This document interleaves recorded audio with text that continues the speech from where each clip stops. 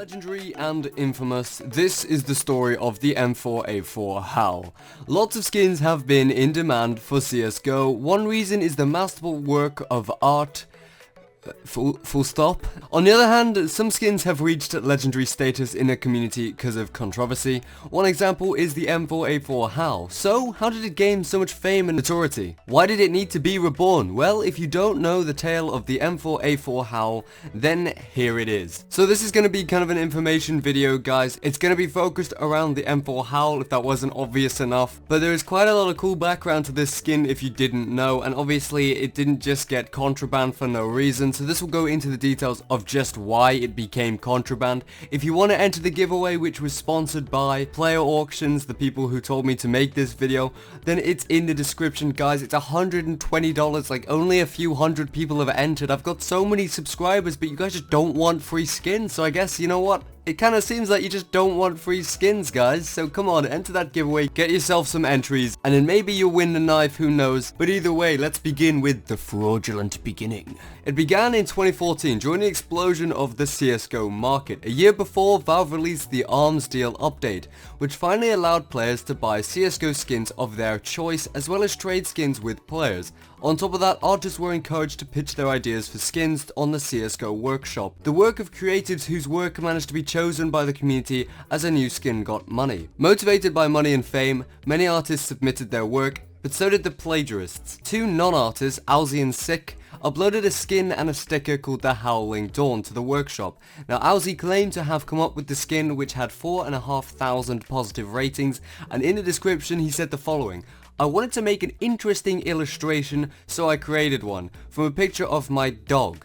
Right? I don't know what kind of dog this guy has, right? But that's not, like, it doesn't look like a dog to me.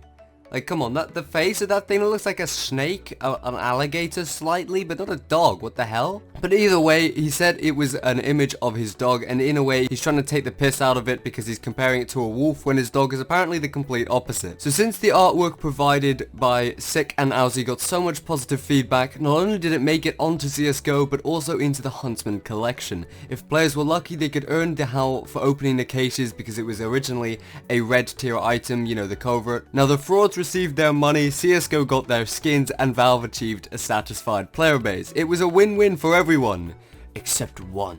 Canis Albus, the original artist who made the design for the M4 Howl. In June 2014, DeviantArt user Canis Albus found out that Owlsy's submission did not take cues from his artwork. Instead, it was just a complete and obvious ripoff. Now, angered with what had happened, he took legal action. Also, Canis Albus posted on his DeviantArt page, "I'm just letting you know that I did this design piece, I didn't upload the items to Steam Marketplace, and the spineless worm who submitted it didn't have my permission to do so."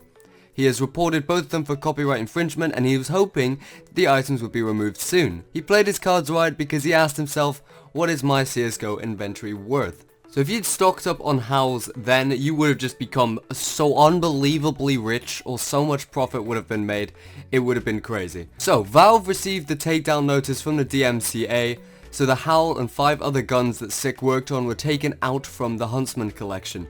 Now, the players who had never had the Howl won't ever actually get the chance to get the original version, but Valve released a newer version of the M4 Howl to replace the other one.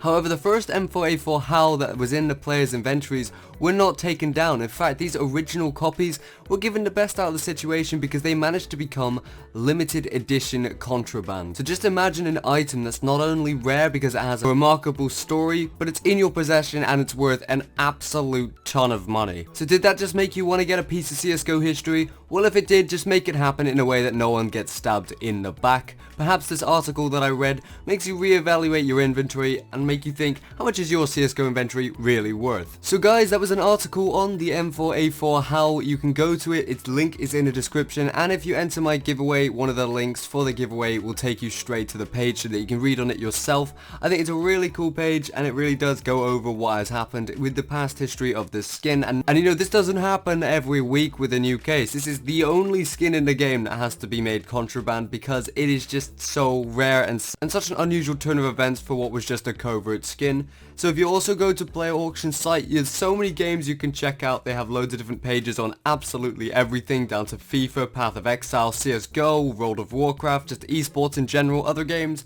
and I also have a marketplace where you can trade CSGO skins. Keep in mind, these are the guys that sponsored my giveaway for a knife, so send them much love over in that direction. And if you enjoyed the video, leave it a like, but until then guys, I will see you in the next one.